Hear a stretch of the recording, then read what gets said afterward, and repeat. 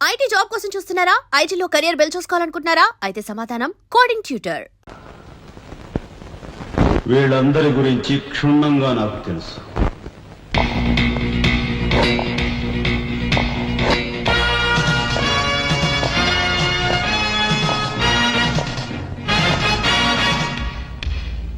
నువ్వు director of industries. ప్రతిభ గల ఎంతో మందికి ఉద్యోగాలు రాకుండా బంధు ప్రీతికి లంచగొండితనానికి దాసురవే అనేక మంది యువకుల బంగారు భవిష్యత్తును మంట గలుపుతున్న రాస్కెల్వి. నువ్వు ఎంప్లాయ్మెంట్ ఎక్స్చేంజ్ ఆఫీసర్. ప్రయారిటీలో ఉన్న నిరుద్యోగులకు ఏజ్ బార్ అవుతున్నా పట్టించుకోక నిన్నగాక మొన్న రిజిస్టర్ చేయించుకున్న వాళ్ళ దగ్గర లంచాలు మేసేసి అర్హత గల యువకుల జీవితాలతో ఆడుకుంటున్న స్కౌండ్రల్వి.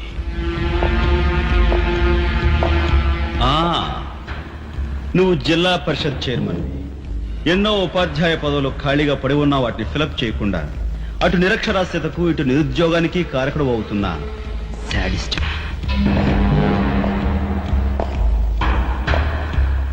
నువ్వు పోలీస్ రిక్రూటింగ్ అథారిటీ. దండిగా లంచాలు పిండేసి ఊచకాడ వాళ్ళని ఊరపొట్టగాళ్ళని సెలెక్ట్ చేసి ధైర్య సాహసాలు గల యువకుల్ని అణగదొక్కడమే కాక మొత్తం పోలీస్ వ్యవస్థనే నిర్వీర్యం చేస్తున్నా రోగ్గువి. ఈనాటి ఈ సమాజంలో మాలాంటి యువకులు నిరాశ నిస్పృహలతో ఇలా తయారవడానికి కారకులెవరు? మీలాంటి చీడ పురుగులే పురుగులే పురుగులే పురుగులే పురుగులే.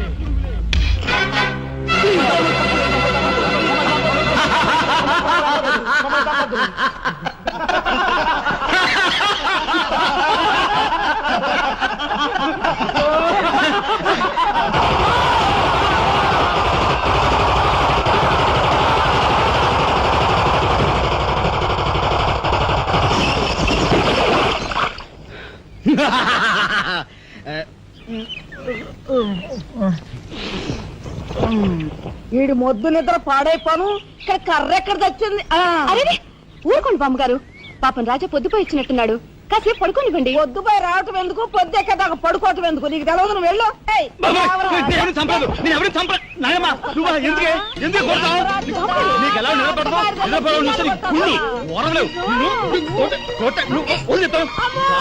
నిద్రపోనకుండా కొట్టుకొని పైగా చేస్తుంటావు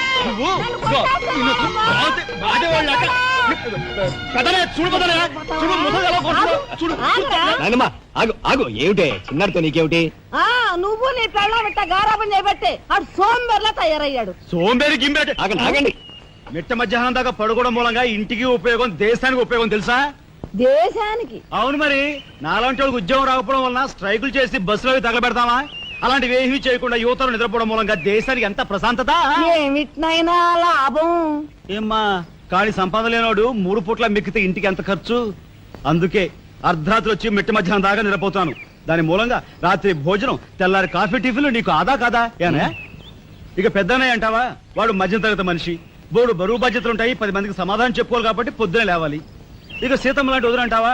ఇంటి చాకరీ బోర్డు అంత ఉంటుంది, ఆవిడ పొద్దునే లేవాలి. ఇక చిన్నన్నయ్య, ఇదిగో వీడు ఒక పుస్తకాల పురుగు, ఎప్పుడెప్పుడు ఐఏఎస్ పాస్ అయిపోదామని ఉంటుంది కాబట్టి తను పెందడే లేవాలి. ఇక చిన్నపిల్లలు పొద్దునే ఆడుకోవాలి, చదువుకోవాలి కాబట్టి వాళ్ళు పెందడే లేవాలి. నువ్వు నేను ఎందుకే పెందడే లేవటం? నా మాట విని నాయనమ్మా, నువ్వు నాతో పాటు అర్ధరాత్రి వరకు గాలి తిరుగుడు తిరిగి ఇంటికి వచ్చి నిద్రపోయి లేటుగా లేచావనుకో, ఇంటికి ఖర్చు తగ్గుద్ది, నాకు నీ దశ తగ్గుద్ది. ముదిరిపోయావురా చిన్నబాబు, నీళ్ళు తోడుతున్నా ఎంత పొగర్రా నీకు? ఉదయంతో చాకరీలు చేయించుకుంటావా? ఏంటి దొడాలి, సబ్బెట్టాలి, రఫాడించేస్తానేమనుకున్నావు? నువ్వు చేయాల్సిన పనులు వదంతో చేస్తావు, నేను నిన్ను కేకలు పెడతావు అనుకుంటే నువ్వు ఎదురొస్తావా? అయినా ఈ వయసులో నువ్వు చేయాల్సిన పనులు ఏమిటి? ఏంటయ్యా? నాకు సేవలు చేసుకోవటం. ఏంటి? తాతయ్యకి ఎలాగో సేవలు చేయలేదు, నాకు సేవలు చేసుకో. దేవుడు మెచ్చి నీకు స్వర్గ దూరాలు తెలుస్తాడు. నిజమేనట్లా చిన్న? నిజమే ముసుదానా.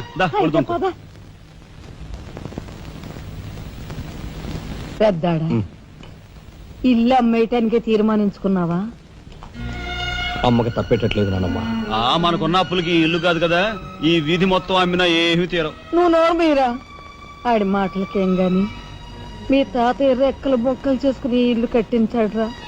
నా బంధులో ప్రాణం ఉండగా అమ్మ నేను నన్ను చంపుకు తిన్నంత ఒట్టే. ఈ మాత్రం దానికి అంత పెద్ద పెద్ద మాటలు ఎందుకు లేనమ్మా?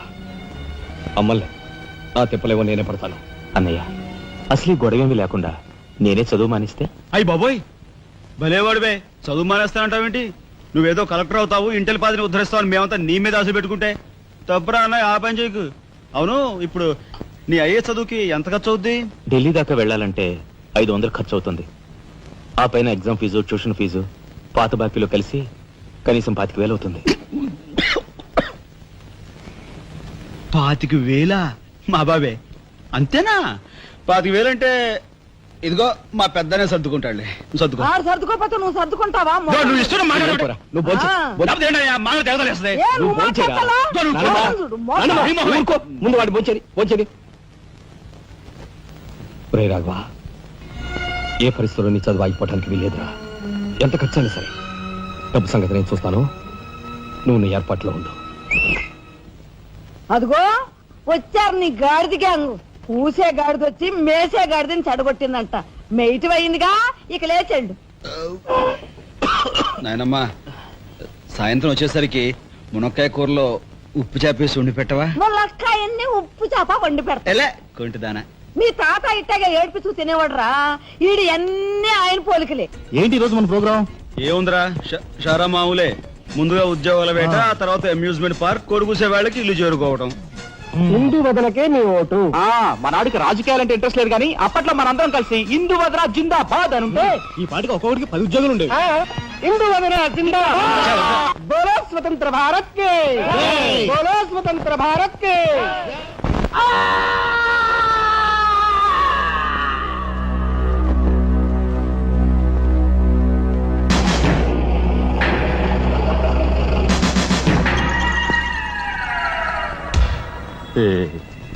అన్నయ్య చాలా మరగయ్య.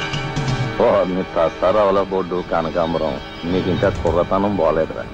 నువ్వు కాన్వెంట్కి ఎక్కువ, కాలేజీకి తక్కువను. చిన్నపిల్లలు బట్టల మీద సిరాజల్లుకున్నట్టు మొహం మీద నెత్తురేంట్రా. చుక్క గోరువెచ్చని నీళ్లు బొచ్చుతో వాళ్ళు తీసుకురా.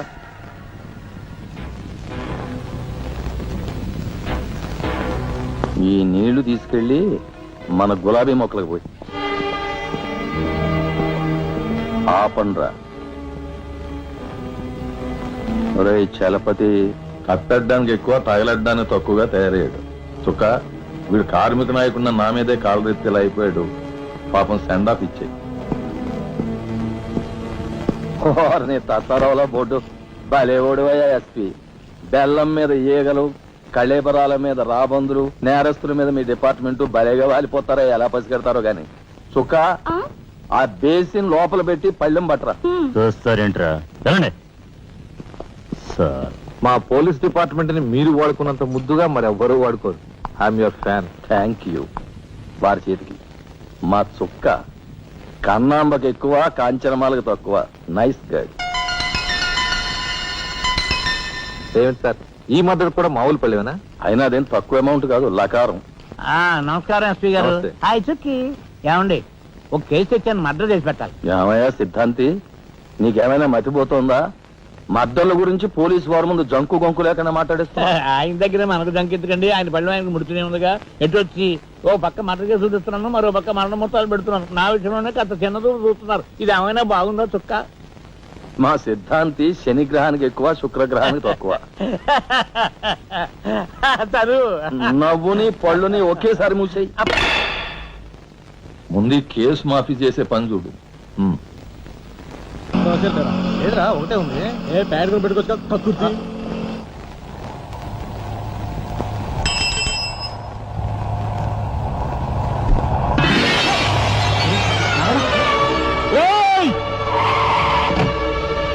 ఏం బాబా, కళ్ళు కనపట్టాలా? కాస్త మనసు చూసుకుని నడుపు కారు.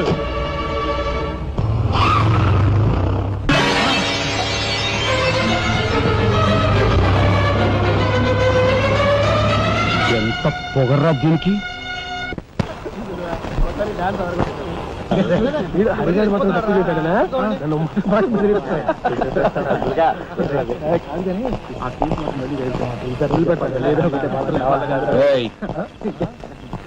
షడబుడ్డి,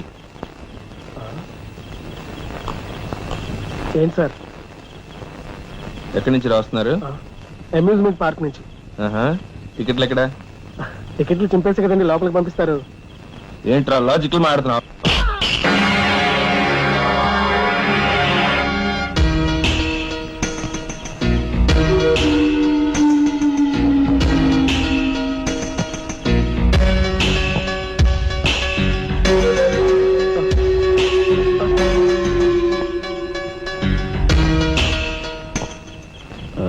ఎందుకు సార్ మా వాడిని కొట్టారు? పక్క వీధిలో కార్మిక నాయకుడు మర్డర్ జరిగింది. ఆ మర్డర్ చేసింది మీరే కదరా? ఏంట్రోయ్ డ్యూటీ దిగిపోతూ మందు కొట్టి ఇంటికి వెళ్తున్నారేమో అని డౌట్ వచ్చి ఏంట్రా కూర్చోవ్?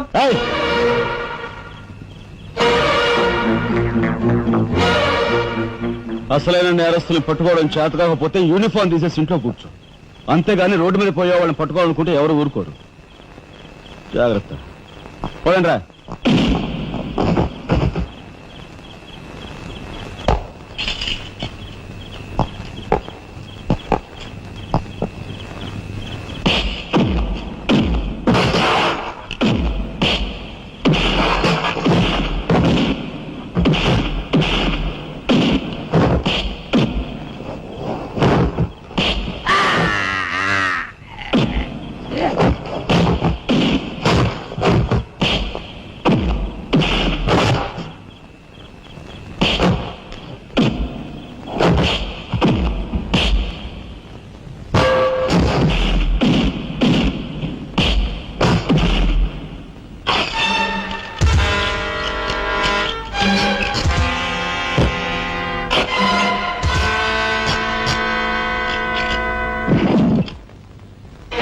పోలీస్ ఇన్స్పెక్టర్ అయ్యి ఉండి వాళ్ళతో దెబ్బలు తింటాను నీకు సిగ్గులేదు? 24 గంటల్లో ఆ గ్యాంగ్ ని పట్టుకుని పోలీస్ స్టేషన్ లో పెట్టకపోతే నిన్ను మర్డర్ చేస్తాను. అండర్స్టాండ్? వాడేదో నీ పోలికలతో పుట్టాడు కదా అని కాస్త గారాబం చేశాను అంతే. నెత్తి కూర్చున్నాడు. ఏ లోకల్లో ఉన్నావో ఏమో.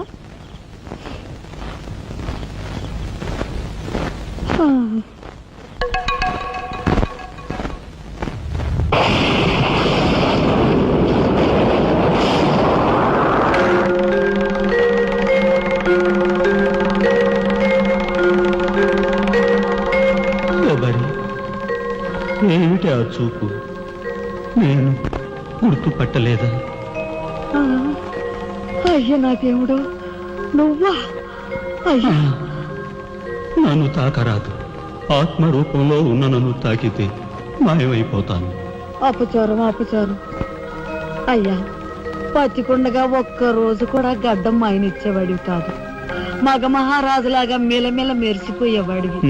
ఇప్పుడు ఏంటయ్యా గడ్డం అట్ట మాసింది? అదక్కడి రూలు. ఏమిటి చిన్నాడు మీద విరుచుకు పడుతున్నావట? వాడొట్టి అల్లరాడైపోయాడయ్యా. వాడిని ఇంటికి రాని వాడి కాళ్ళెర కొడతాను. ఎంత పొరపడుతున్నావు శబరి? చిన్నాడంటే ఎవరనుకున్నావు? ఎవరు? నేనే. నీ మీద మమకారం చావక, ప్రేమ తీరక మళ్ళీ వాడి రూపంలో జన్మించాను. వాడే నేను, నేనే వాడు. నువ్వా? చిన్నాడిది నీ అంశ? ఒట్టు. మరి ఇన్నాళ్ళు నువ్వు నాతో చెప్పలేదేమయ్యా? ఆ ఐడియా నాకు ఇప్పుడే వచ్చింది ప్రియ. చూడు శబరి, ఇక మీదట వాడు ఎంత లేటుగా వచ్చినా, ఎంత పొద్దుకి లేచినా, ఏ పని చేసినా చేయకపోయినా వాడిని కించత్ మాట అనకు. అన్నాహో స్వర్గంలో నేను క్షోభపడిపోతాను. అమ్మో అమ్మో, ఎంత మాట! వాడికి ఏమన్ను? అయ్యా రాకొచ్చావు 4 మెతుకులు తినేళ్ళవా? నాకంత వ్యవధి లేదు శబరి. అవతల స్వర్గంలో నా కోసం రంభ, ఊర్వశి, మేనక డాన్స్ చేయకుండా ఎదురు చూస్తూ ఉంటాడు. శబరి ఏమిటా అలక? సహజమే. చూడు శబరి, నువ్వు నాకు పాదాభివందనం చేసుకుంటే నీకు స్వర్గం ప్రాప్తిస్తుంది. అక్కడ మనం కలిసి డాన్స్ ఆడదాం. నిజమా?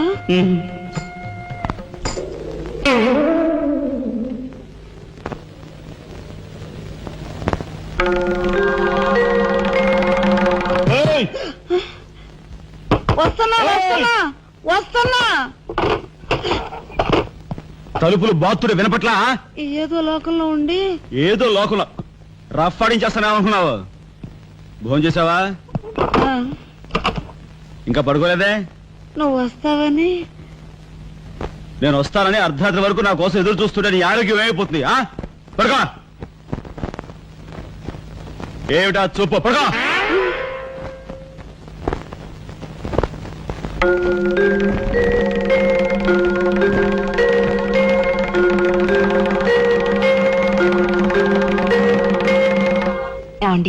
రాఘవ్కు పంపించాల్సిన 25,000 గురించి ఏం ఆలోచించారండి? అదే అర్థం కావటం లేదు లక్ష్మి. ఆ 25,000 సంగతి అలా ఉంచు. కనీసం ట్రైన్ ఛార్జీలకైనా ఇచ్చి 4-5 రోజులు ఎలాగోలా ఆ 25,000 పంపిద్దామని చెబుదామన్నా ఈ 500 అయినా పుట్టేటట్లేవు. ఒక పని చేయండి, నా దుద్దులు తాకట్టు పెట్టి. వద్దు లక్ష్మి, వద్దు. ఈ సంగతి తెలిస్తే రాఘవం అసలు చదివే మానేస్తానంటాడు. నేనే ఇంకో ప్రయత్నం ఏదైనా చేస్తాను. గురు, బ్రహ్మాండమైన ఐడియా. ఈ డొక్కు కెమెరా అమ్మేస్తే కనీసం 200 రావచ్చు. నేను 10th క్లాస్ పాస్ అయినప్పుడు మా నాన్నగారు కొనిచ్చిన వాచ్ ఇది. ఇది అమ్మితే 100 గ్యారెంటీ. ఈ కళ్ళజోడు ఉండ్రా, ఇవన్నీ అమ్మగా వచ్చిన డబ్బుతో కనీసం మా అన్నని ఈ రాష్ట్రంలో దాటించలేం. ఇంకా 5 రాష్ట్రాలు దాడాలి తను. అదేమి చూడండిరా. 2,000కి 1 రూపాయి తక్కువ అయితే కెట్టదురా అంటే జిడ్డులో పట్టుకుంటారు. అయ్యో, ఏం జెంట్లమన్ గారు, ఏంటి గొడవ? ఏం లేదు బాబు, మా ఇంట్లో అద్దెకున్న మనిషిని ఖాళీ చేయించి పెట్టవయ్యా అన్న. కాస్త రవిడేజం చేసి దానికి 2,000 అడిగాడు. కొంచెం తగ్గించుకోవయ్యా అన్నాను. చాచి లంపకాయ కొట్టాడు. ఇదిగో మధ్యపేరం 1,000 రూపాయలు ఇస్తావా? నీ ఇల్లు ఖాళీ చేయించి పెడతాం. 1,000 రూపాయల? అయితే పదండి. ఏంటి పదండి, అవన్నీ మా వల్ల కాదు, మా గురువు వల్లే అవుద్ది. అడ్డుగో. నమస్కారం గురువు గారు. 1,000 రూపాయలకు మంచి బేరం ఒప్పుకున్నాం గురు. నువ్వు కొంచెం రౌడీజం చేసి ఇల్లు ఖాళీ చేసి పెట్టాలి. రౌడీజం చేసి పెట్టాలా? రఫ్ ఆడిస్తాయో అనుకున్నావా? పాపం ఆయన ఇల్లు ఆయన ఖాళీ చేసి పెట్టడంలో తప్పే ఉంది. న్యాయమే కదా. ఒప్పుకోగురు ప్లీజ్. అంతేనంటావా? సరే బాబు, ఒక మాట, అది సామాన్యురాలు కాదండి. రాలు అంటున్నాడు. కొంపదీసి ఆడదా? అవునండి. ఆడదాని మీద నా ప్రతాపం చూపించడమా? సిగ్గులేదు. పోతలే. బాబు, మీరు ఒక్కసారి వచ్చి చూడండి.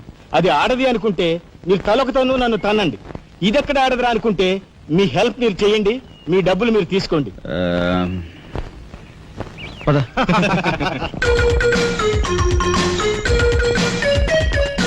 ఇదేనండి ఇల్లు. చెప్పానుగా, వెళ్ళు. తప్పదంటారా? మరేం భయం లేదు, వెళ్ళు. రండ్రా.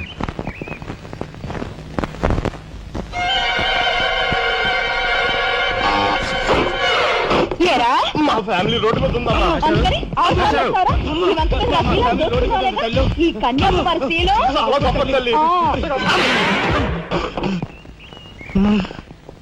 అయ్యా, అమ్మా, వద్దు వద్దు అన్నాను. వెళ్ళు వెళ్ళు అన్నారు. తీరా లోపలికి వెళ్ళి చూస్తే అది మాత్రం ఆడదు కాదండి బాబు. దీని సంగతి నేను చూస్తా.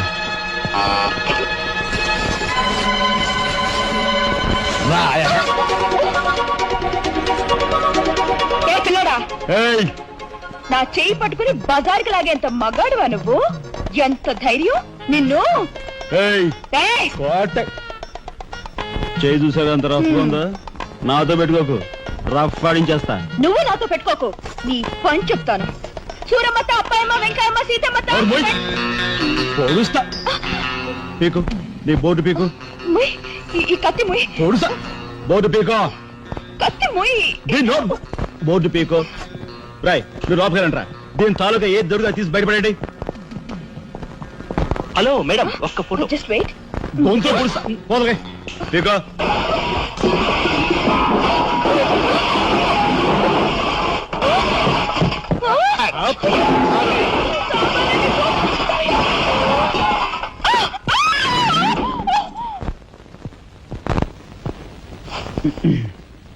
ప్రయత్నాయ్, నువ్వు రేపే ఢిల్లీ వెళుతున్నావు.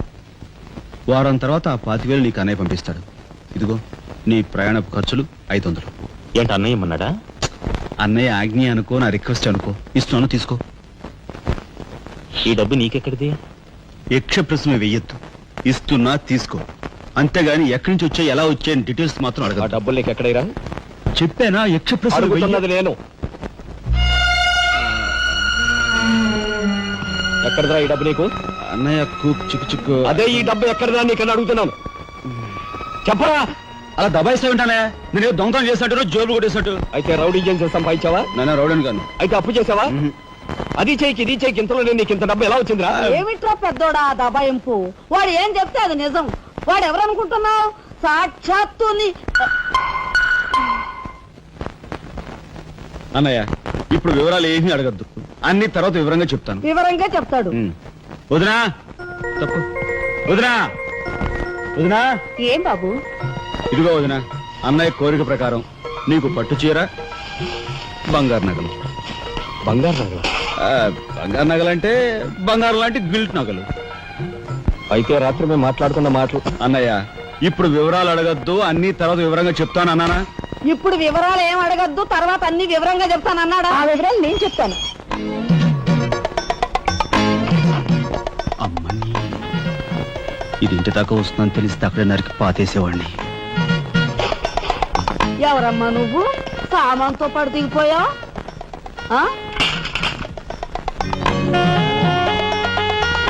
రావే రఫ్ పడతా. Excuse me. ఏయ్, ఆగు. ఏయ్, గో, ఆగమను డాక్. నిన్ను డాక్. ఏమిటి ఏమిటి దౌర్జన్యం? ఇంట్లో వచ్చింది కాకుండా గది గది వెలుగుతున్నావా? నా శీల ఏ గదిలో భద్రంగా ఉంటుందో చూసుకుంటున్నాను. నీ శీలం ఆ కోట్ చేజులంత రఫ్ ఉందో రఫ్ పాడించేస్తా. కొట్టుయా కొట్టు. నీతో రఫ్ ఆడించుకోవడానికి వచ్చాను. కొట్టు. లేదు నాకు. బామ్మ, ఈ ఇంటికి పెద్ద దిక్కులో ఉన్నారు, పైగా ఆడవాళ్ళలాగా ఉన్నారు. ఈ ఆడదాని బాధను అర్థం చేసుకోండి. ఈ భారతదేశంలో ఒక ఆడదాని శీలానికి భద్రత లేదా? కనీసం ఈ- శీలం అంటే నీ బొంద. ముందు నీ బొత్తాలు భద్రంగా పెట్టుకో. నా శీలం బామ్మగారు చూస్తారా? మీ ముందు ఇలా చూస్తున్నాడు. నాకంతా అర్థం అవుతూనే ఉందరా. నాయనమ్మా? నాకు అనుమానాలు నాకున్నాయి. నేను అంటోను కాదు. నోరు మూసుకుని పద. నాయనమ్మ, నా పెంచి ఎరా ఏమిటి నువ్వు చేసేది? నాయనమ్మ. వాళ్ళ నలుగురిలోనూ అడిగితే తలా ఒక తన్ను తంతారేమోనని ఇక్కడికి తీసుకొచ్చా. ఆ అమ్మాయి ఎవరు? ఆ అమ్మాయికి నీకు సంబంధం ఏమిటి? నాయనమ్మ, నిజంగా నాకు ఎలాంటి సంబంధం లేదు. ఏ సంబంధం లేదు. ఆహా.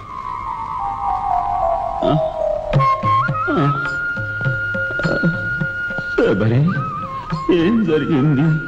అయ్యో దేవుడు, నువ్వు వచ్చావా? అవును శబరి, నా శబరి ఆవేశం చూసి ఏం జరిగి ఉంటుందా అని వచ్చాను. ఏం జరిగింది? ఇంకా ఆవేశం ఏమిటయ్యా? నీ అంశతో పుట్టిన నీ మనవడు ఏం చేశాడో చూడు. ఆ అమ్మాయిని ఎవరినో తీసుకొచ్చాడు. ఏనాడైనా మన ఇంటా అంటా ఉందా? శబరి, నువ్వు అనుకున్నట్టుగా చిన్నవాడు అలాంటి వాడు కాదే. నువ్వు అనవసరంగా ఆవేశపడు. చాలేవయ్యా ఆయన సమర్థిస్తున్నావు. ఆ పిల్లేమో నా శీలమో నేను రోడ్డును పడ్డా అని అంటుంది. ఇప్పుడు ఏ ఆధారం లేని ఆ పిల్లని మన ఇంట్లో పెట్టుకోవాలా అక్కర్లేదా? చూడు శబరి, నువ్వు కొంచెం చూసి చూడలేదు. ఏంటి చూసుకోపోయేది? నాయనమ్మా, ఏం జరిగింది? అయ్యో నా దేవుడు, వెళ్ళిపోయావు. ఎవరే ఎక్కడికి పోయారే? అక్క, దిక్కు ముక్కు లేని ఆడదాన్ని, భద్రత లేని ఏ ఇంట్లోనైనా ఉన్నాననుకో, నా శీల రౌడీల పాలవదా? పోనీ భద్రతగా వెళ్ళి ప్రయత్నిద్దామన్నా వేల మీద డిపాజిట్ కట్టాలి. శీలవతనైనా నేను అంత డబ్బు ఎక్కడి నుంచి తీసుకురాను? నేను ఆ అమ్మాయి విషయంలో ఒక నిర్ణయానికి వచ్చాను. నువ్వు నాకు అడ్డు పడ్డావో నా మీద ఒట్టే. నాయనమ్మా, నీకు అనుకూలమైన ఇల్లు దొరికే వరకు నువ్వు ఇక్కడే ఉండమ్మా. నిజమండి? అవునమ్మా, నువ్వు ఇక్కడే ఉండు. బామ్మ, తప్పుకోండి చిన్న బాబు గారు. బామ్మ, మీరైనా నా బాధను అర్థం చేసుకున్నారు. నా రూమ్ ఎక్కడా? రైటా లెఫ్టా? రైటే, బాత్రూమ్ ఉంది, వెళ్ళు. ఎవరు మీరా? ఇటు వెళ్ళమ్మా. థ్యాంక్స్ బామ్మ. తర్వాత చూసుకుంటా. రఫ్ అడతా. ఏమిట్రా వేలు చూపిస్తున్నా? ఒకవేళ కదే మొత్తం 5,000 చూపించి ఇక్కడే ఉండు అంటున్నాను. ఏమిట్రా, ఏం మీ జరిగింది? ఫ్రెండ్స్ అందరినీ పోలీసులు వ్యాన్లో ఎక్కించుకొని తీసుకెళ్తున్నారు.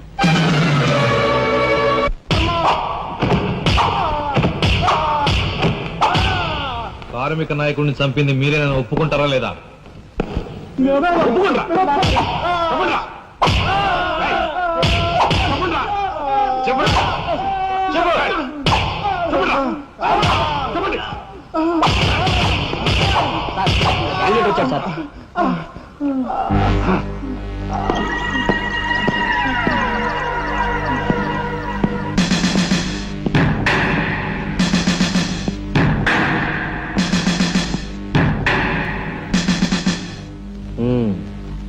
నువ్వేనా తొట్టి గ్యాంగ్కి లీడర్వి? తొట్టి గ్యాంగ్ కాదు, అనుకుంటే ప్రాణాలు తోడే గ్యాంగ్. ప్రాణాలు తోడే గ్యాంగ్. అందుకే ఆ కార్మిక నాయకుడు ప్రాణాలు తోడేశారు. అవునా? ఏమిటి? మర్యాదగా నేరం ఒప్పుకో, లేకపోతే మేమేం చేస్తాం మాకే తెలియదు. మీకే తెలీదా? పాపం ఆయనకే తెలియదంట. ఏమిట్రా వెటకారం? ఉండేలా ఉంది. మర్యాద రాగి అని నోరు పారేసుకున్నావో చెయ్యి చూడు ఎంత రఫ్ గా ఉంది. రఫ్ పడించేస్తాను. You rascal! You bloody... You bloody... You shut up! Police department department police department SP Srinivasulu SP Srinivasulu police department SP Srinivasulu sir ఆగాలి. కార్మిక నాయకుడిని చంపింది ఏకాంబరమేనని నేను జర్నలిస్ట్ గా పేపర్ లో రాశాను కూడా.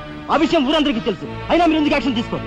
ఏమంటావు కబుర్లు చెప్తున్నావు? కబుర్లు కాదు, జనం దగ్గర ఉన్నవి కంకర్రాళ్ళు. ఒక కార్మిక నాయకుడు దారుణంగా హత్య చేయబడితే మీ డిపార్ట్మెంట్ ఏం చేస్తుంది అని ఈ జనం మిమ్మల్ని నిలదీయడానికి వచ్చారు. దోషుల్ని లోపల పెట్టి తగిన విధంగా శిక్షించి అసలు విషయం రాబడుతున్నాం. ఇందులో మీరు వచ్చారు. ఎవరండి దోషులు?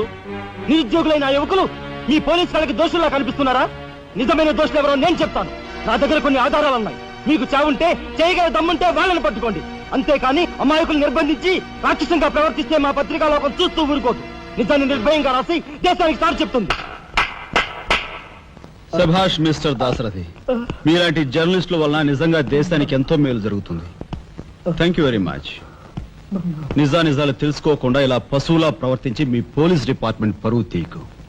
సిగ్గుచేటు. పోలీసులు పోలీసులు పోలీస్ డిపార్ట్మెంట్ పోలీసులు పోలీసులు లోపల రండి దాసరథి గారు. మీ దగ్గరున్న ఆధారాలతో చట్టానికి సహకరించండి. రండి. కమ్.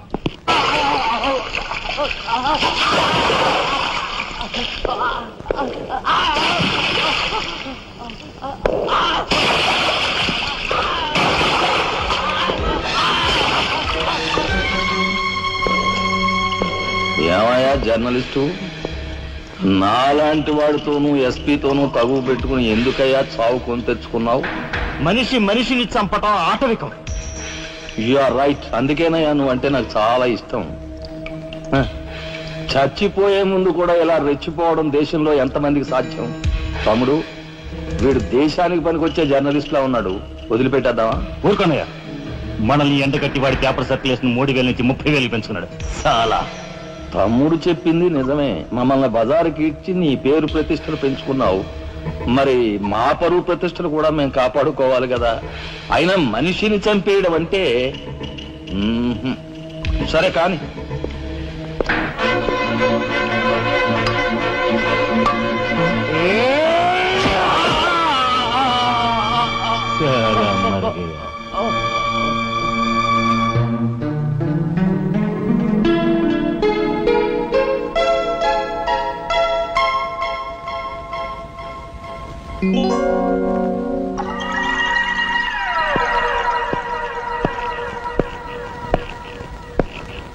స్టీల్లోంచి ఇత్తడిలోంచి వెండి పళ్ళెం బాగానే కొడుతున్నారు ఛాన్స్. బంగారు పళ్ళెం గుద్దే ఛాన్స్ కూడా నాకు వస్తుంది.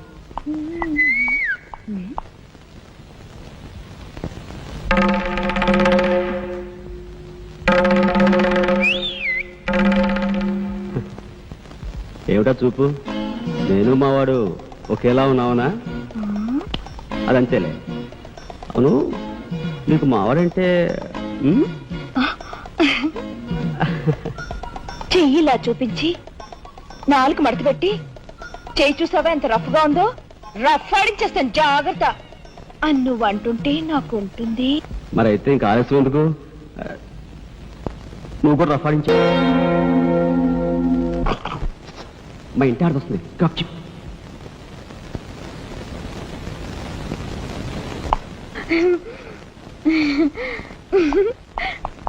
ఇదెక్కడ సవితిపోర్రా దేవుడా! శీలవతి అంట, శీలవతి సింగినాథం జీలకర్రాను. నా మొగుడు ఫోటో చూసే ఇది ఒళ్ళు తెలియకుండా ఇట గెంతుతా ఉంది. ఆయనే బతుకుంటే ఈ చిత్రాంగ నా మొగుడిని ఎప్పుడో లేపుకెళ్ళిపోయేది. కుమారి కన్యాకుమారి అంట, కన్యాకుమారి. రోగం వదిలిపోయింది. And for more videos, Please subscribe to iDream. Please subscribe to iDream. Please subscribe iDream. And please subscribe to iDream.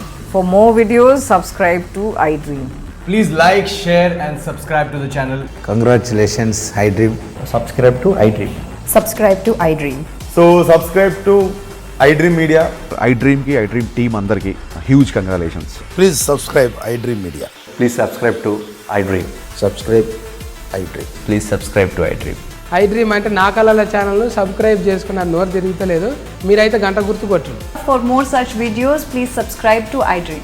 Subscribe to iDream. Please subscribe to iDream. Please subscribe iDream Media. Please do subscribe to iDream. Please subscribe to iDream Media. For best entertainment and information, Please subscribe iDream. And don't forget to subscribe to iDream.